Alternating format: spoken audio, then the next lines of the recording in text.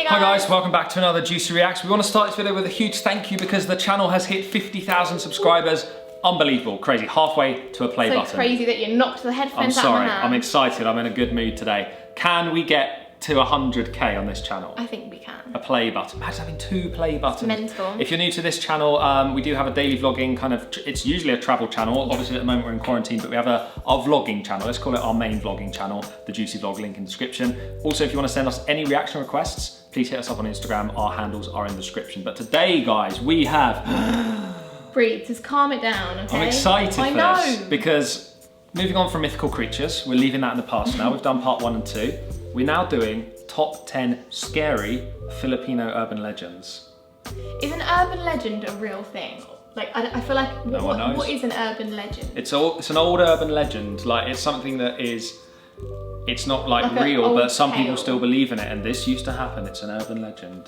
So it's not real?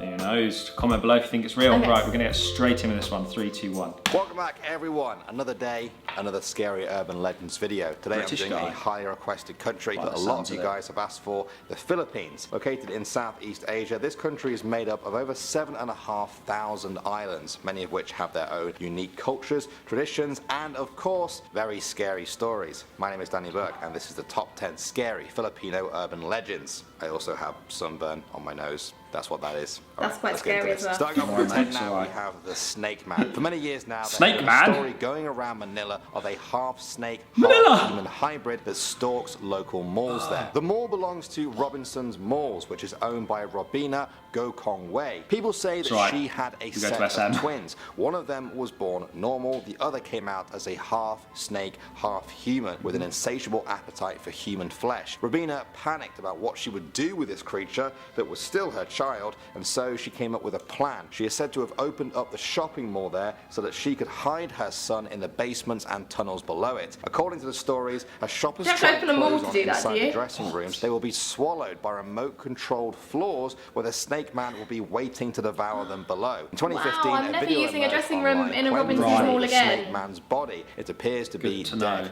The video remains unverified though, and this strange urban legend lives on. Next up at number 9 now we have the elevator. There are variations of this urban legend all over the Philippines, but they often follow the same pattern. A doctor in a hospital walks into an elevator with another patient inside. As they face the doors, they see a small boy running down the hallway towards the elevator, his eyes wide and pale. The doctor quickly presses the closed door button and the boy is shut out just as he gets to the elevator. As the elevator makes its journey down to the basement, the patient turns to the doctor and says, "Why did you do that? The little boy wanted to get on and you stopped him." The doctor just shakes their head slowly and says, "I wanted to, I really did, but he had a red wristband on. We only put those on people that have died." The patient then looks down for a moment in silence and then raises their own arm up to the doctor, smiles and says, "Just like my one." At number 8 now, I don't like that. This is a well-known and sacred mountain in the Philippines, but with all the respect it receives, it also has its fair share of scary stories. Perhaps the most famous one involves the disappearing hikers. Locals say they go up the mountain and never return. No trace of them is ever found. They say this is actually no travel Not one there, for bucket list. spaceships, and those aliens have been abducting the hikers for years. These visitations have been witnessed by hundreds of people, including a TV crew who filmed it. One story involves some hikers spending the night on the slopes of the mountain. One of them woke up and decided to sleep outside of the tent as it would be more comfortable for them. Then there was a blinding light and the hiker woke up. It was the next morning and they were on top of an entirely different mountain, miles away. They eventually reunited with the other hikers and said they had no explanation for how they ended up so far away, except that they had been abducted by aliens. Next up at number 7 now, we have the My Way killings. In the early 2000s, a fear gripped people across the Philippines. A particular song seemed to be killing people. My Way by Frank Sinatra. It was a popular karaoke choice at the time, but became infamous for a number of deaths related to it. Because you sang it in the vlog and everyone was like, "Oh, the My Way killing." Everyone was like, "Don't sing that." Singing at a bar in San Mateo, Rizal, was shot dead as he sang the song at karaoke by the bar's security guard. Why? Because the guard thought the man's rendition was out of tune, and when the victim refused to stop singing, the guard pulled out his pistol and shot him dead. This became a fairly common story, with at least 10 documented cases between 2002 and 2012. People began to associate singing the song with being killed. In 2007, the song was actually taken off karaoke machines in many bars in Manila. Even people who were skeptical before will choose to avoid this song for fear of invoking the curse. Next up, number 6 now, we have the Headless Priest. This legend goes back hundreds of years, kept alive by just how grisly and gruesome it is. During the Filipino Revolution and World War II, many Filipino priests were beheaded by soldiers. As many of you are probably aware, a common theme with ghosts is that they cannot find rest until they have found the peace which they could not in life. These headless priests, that peace can only be found when they are reunited with their heads. Many people claim to have seen their ghosts prowling graveyards at night, searching for their heads, or perhaps even more scarily, carrying them under their arms, looking for a way to reattach them. They cannot speak, but they will still approach you if they see you,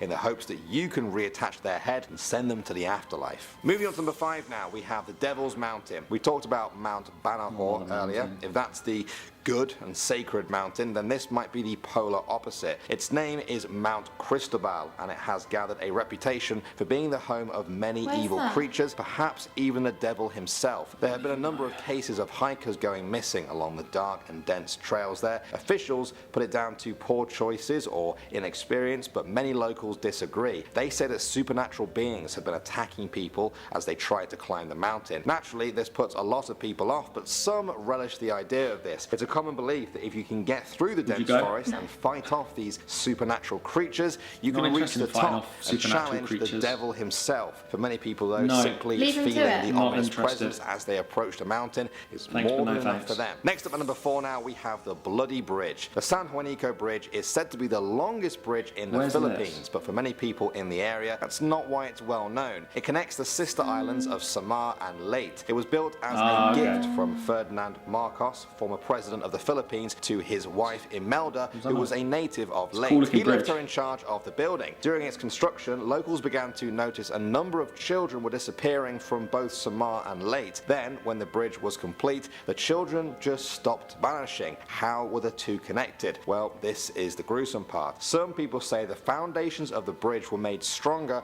by mixing in the blood of babies and street children using an ancient ritual used to strengthen structures. Some even say the bodies of the children were added to the cement mixer by the construction workers while preparing the cement. Amazingly, there are even more gory versions of the story out there. The only thing they have in common is that this bridge may not have been made in the normal way. Moving on to number 3 now, we have the Romblon Triangle. You guys may have heard of the Bermuda Triangle before. Well, this is kind of the Filipino equivalent. Over the years, this area and the boat was dodgy. Many ships disappear under mysterious circumstances. If they manage to not disappear, many ships have gone down in tragic circumstances. Since 1980, a number of passenger ships have sunk, some of which with thousands of passengers on board. Then there is the legend of the ghost ship. The ship was owned by Lola, a man in life, and now haunts the waters. It's said to be made of gold and glimmers in the night. On April 22nd, 1980, the Don Juan passenger ship crashed into an oil tanker with 1,000 people on board. It quickly sank. Survivors said that just before the crash, they saw the ghost ship approaching them. There seemed to be some sort of party on board as it glimmered in the night. The captain of the Don Juan tried to swerve out of the way to avoid the ghost ship and ended up crashing into the oil tanker, which ultimately sank them. Officials say the strange occurrences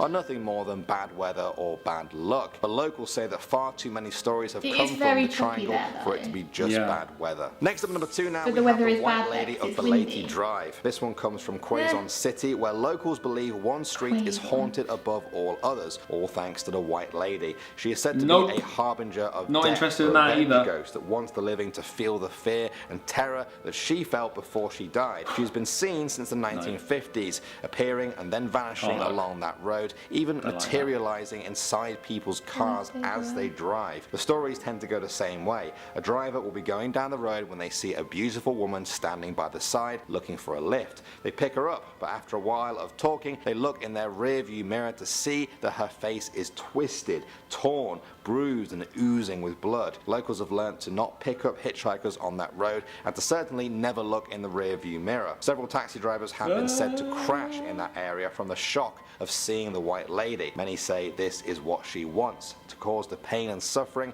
which led to her own death on that dark and creepy road. And finally, number 1 now, we have Maria Laveau. This is the name of a famous woman in some parts of the Philippines. They say she was a vampire. In life, she was a caring mother and wife who wanted to give the best life to her family. One day she signed up as an overseas Filipino worker and moved to Canada to care for sick people. One of the patients there was dying from an unknown disease. Later on, before his dying breath, the patient leant in and bit Maria, passing on his vampiric powers to her. She accepted the power without knowing the price that she would have to pay. Maria returned to the Philippines, where her hunger for human blood began to grow. She could contain it no longer and eventually killed and cooked her own 2 sons. After that, she became an aswang, a Filipino folklore creature that feasts on humans. Her husband returned home to find what she had done and flew into a rage. He attacked her and slashed her face with a bolo knife. She managed to escape though, and now locals say that if you ever see her lurking in the shadows, you'll know it's her from the huge scar across her face. And then it's up to you to start running. Nothing like a nice gory one to end it on. But shall we continue? Right then, okay. No more of these videos, please. Please stop recommending stuff like this. Can't deal with stuff like that. Hate stories, hate ghost stories. This wasn't all like myths, though, was it? Like some of these things sounded like they've actually happened, and this has happened because of it. Yeah, and you know, I kept thinking there's a window right there. I kept imagining someone like zombie like climbing up and a head being there. Or something floating there in the night. Like no, imagine like going up the window and like you can't quite see because it's like reflective, and then like you turn the lights out and it's just there. No. Yeah. Alright. Cool. Thanks for watching, guys. Hope you enjoyed that. Maybe give it a thumbs up. Give it a thumbs up Maybe if you did enjoy it, and give it a thumbs up for us getting through it. Yeah, it's a good way. Alright, we'll see you in the next one. Please subscribe and we'll see you very, very soon. Dear, I'm not Bye. going to sleep tonight, am I? Bye.